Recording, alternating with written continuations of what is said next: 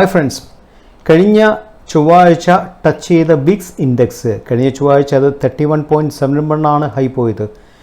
ഒറ്റാഴ്ച കൊണ്ട് Vicks index 14.76 തിരിച്ചു വന്നു. വിക്സ് എന്ന് വെച്ചാൽ ഫിയർ ആൻഡ് ഗ്രീഡ് ഫാക്ടറാണ്. കഴിഞ്ഞ ചൊവ്വാഴ്ച ഇലക്ഷൻ കൗണ്ടിങ്ങിൻ്റെ സമയത്താണ് വിക്സ് എന്ന് പറയുന്ന ആ ഒരു ഇൻഡെക്സ് എന്ന് വെച്ചാൽ ഫിയർ ഫാക്ടർ ഭയങ്കരമായിട്ട് കൂടിയത്.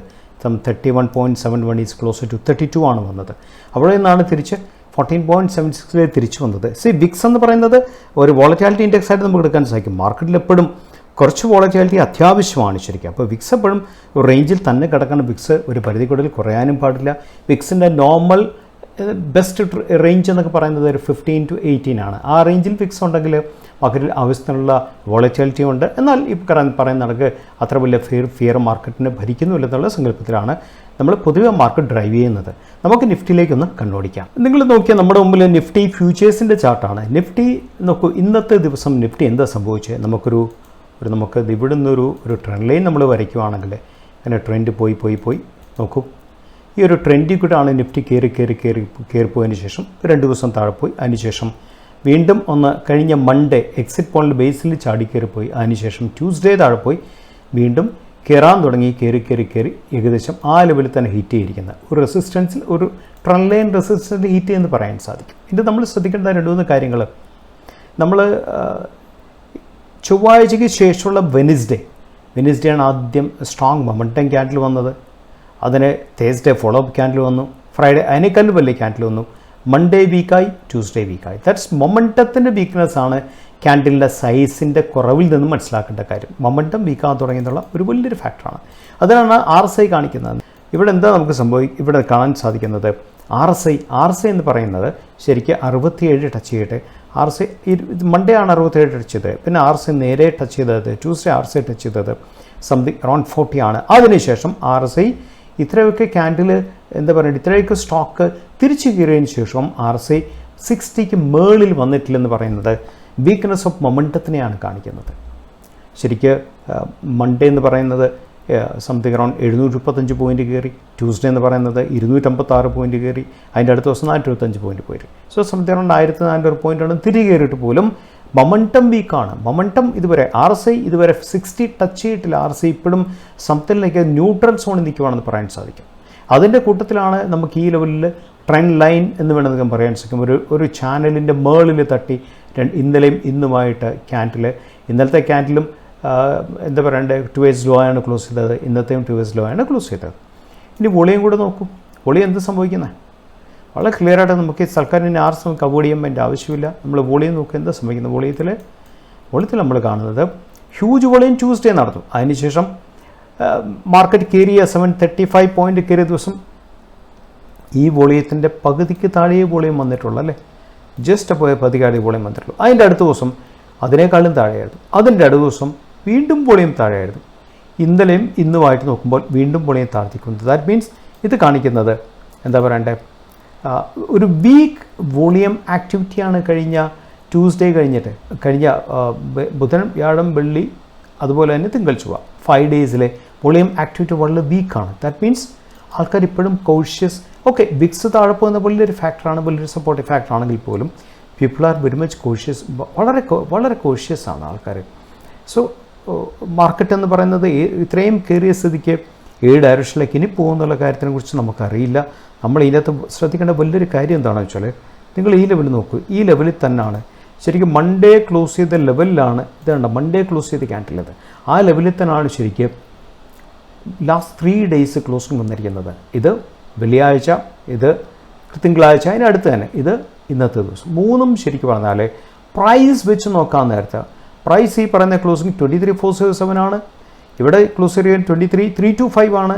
ഇവിടെ ക്ലോസ് ചെയ്തിരിക്കുന്നത് 23,247 ആണ്. ഇവിടെ ക്ലോസ് ചെയ്തിരിക്കുന്നത് 23,309 ആണ്. ശരിക്കും പറഞ്ഞാൽ ഈ 3 ക്യാൻഡിലും ശരിക്കും പറഞ്ഞാൽ ഒരു സ്റ്റാറ്റിക് വോളറ്റാലിറ്റി കോൺട്രാക്ഷൻ സംഭവിച്ചെന്ന് വേണമെങ്കിൽ നമുക്ക് പറയാൻ സാധിക്കും. ആ രീതി നമുക്ക് അതിന് ഒരു ഇൻ്റർപ്രിറ്റ് ചെയ്യാൻ സാധിക്കും ശരിക്കും. ഇനി ആ സ്റ്റാറ്റിക്കിൽ നിന്നും ഒരു ഡൈനാമിക് എപ്പോൾ പോകുന്നുള്ള കാര്യമൊന്നും നമുക്ക് പ്രത്യേകിച്ച് മുൻകൂട്ടി വിധികളൊന്നുമില്ല. നമ്മളിത് മനസ്സിലാക്കുക. അതെന്ന് വെച്ചാൽ നമ്മുടെ ട്രേഡ്സ് നമ്മൾ പ്ലാൻ ചെയ്യുന്ന ആൾക്കാർ മാത്രമേ എനിക്ക് പറയാനായിട്ട്.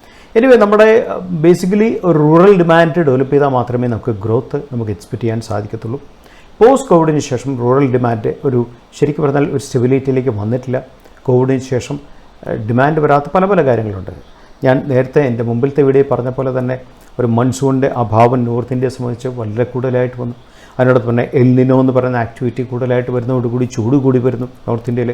ഇതൊക്കെ ബേസിക്കലി കഴിഞ്ഞ 2-3 കൊല്ലമായിട്ട് ഒരു സ്റ്റേബിൾ ഡിമാൻഡിലേക്ക് റൂറലിനെ കൊണ്ടുവന്നിട്ടില്ല. പക്ഷേ ഇതോടെ എന്താ സംഭവിക്കുന്നത് വെച്ചാൽ റൂറൽ ഡിമാൻഡിനെ നമ്മൾ ഗേജ് ചെയ്യുന്നത് പല പല ഇമ്പോർട്ടൻ്റ് ആയിട്ടുള്ള പോയിൻറ്റ്സ് വെച്ചാണ്. അതിൻ്റെ അകത്തുള്ള ഒരു പോയിൻ്റാണ് ട്രാക്ടർ സെയിൽസ്. ശരിക്കും അപ്പോൾ ട്രാക്ടർ സെയിൽസ് ശരിക്കും പറഞ്ഞാൽ എന്താ പറയണ്ടേ, ഒരു പോസിറ്റീവ് ഗ്രോത്താണ് മെയ് മാസത്തിൽ കൊടുത്തത്.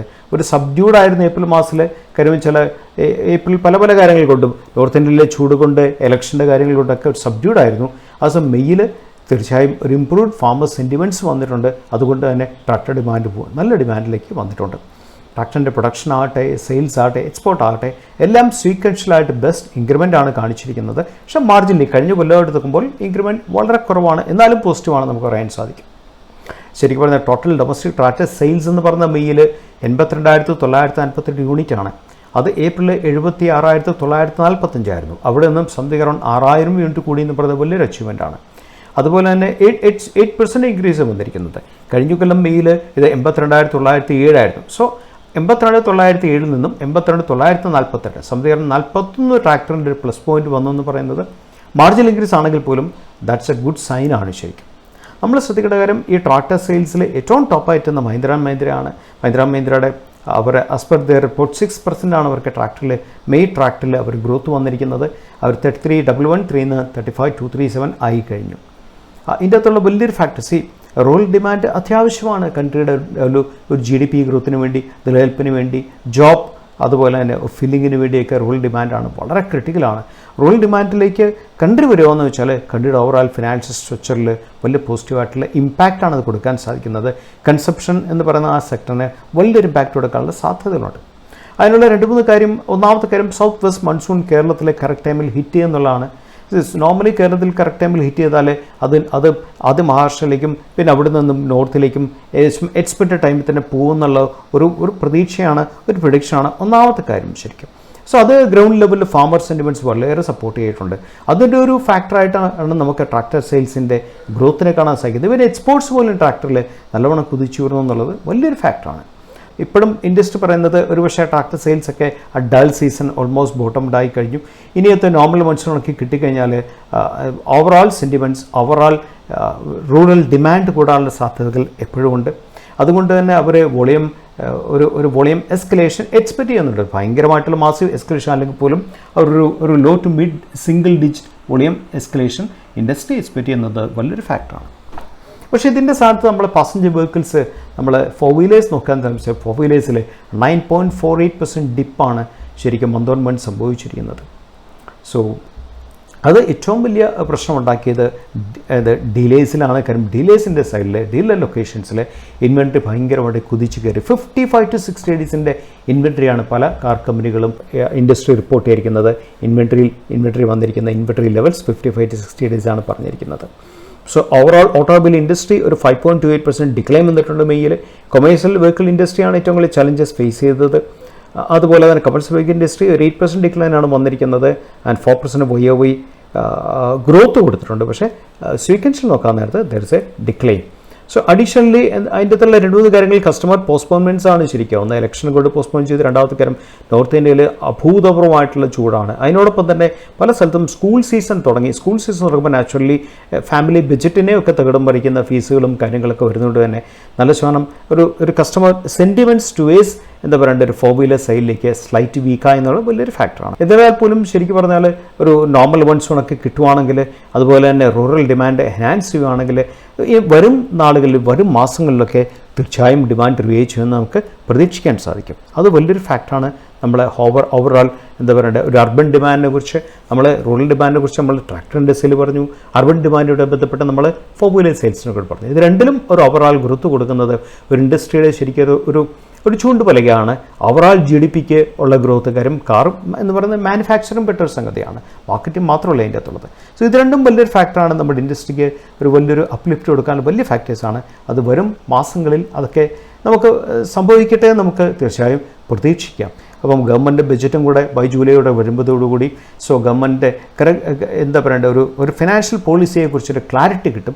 സോ ഈ ക്ലാരിറ്റിയാണ് ഇനി നമ്മുടെ ഹോൾ മാർക്കറ്റിനെ ലീഡ് ചെയ്യാൻ പോകുന്ന കാര്യം. ചൈനീസ് മാർക്കറ്റ് കുറേ കൂടെ വാല്യൂഷൻ വൈസ് ചീപ്പാണ്. സോ നാച്ചുറലി FPSൻ്റെ കണ്ണ് എപ്പോഴും ചൈനീസ് മാർക്കറ്റിലാണ് ഫോർ ദി ടൈം ബീയിങ്. അതിനോടൊപ്പം തന്നെ നമ്മുടെ മാർക്കറ്റിലൊരു നിഫ്റ്റി ഒരു റെസിസ്റ്റൻസ് ഹിറ്റ് ചെയ്ത് താൽക്കാലികമായിട്ട് ഒരു ഹിറ്റ് ചെയ്ത ആ ലെവലിൽ നിന്നും എന്താ പറയുക വോളിയം കുറവാണ്. ഇനി ബഡ്ജറ്റാണ് മാർക്കറ്റിനെ നയിക്കാൻ പോകുന്നത് വലിയൊരു കാര്യം എന്നുള്ള കാര്യത്തിൽ ഒരു സംശയം വേണം.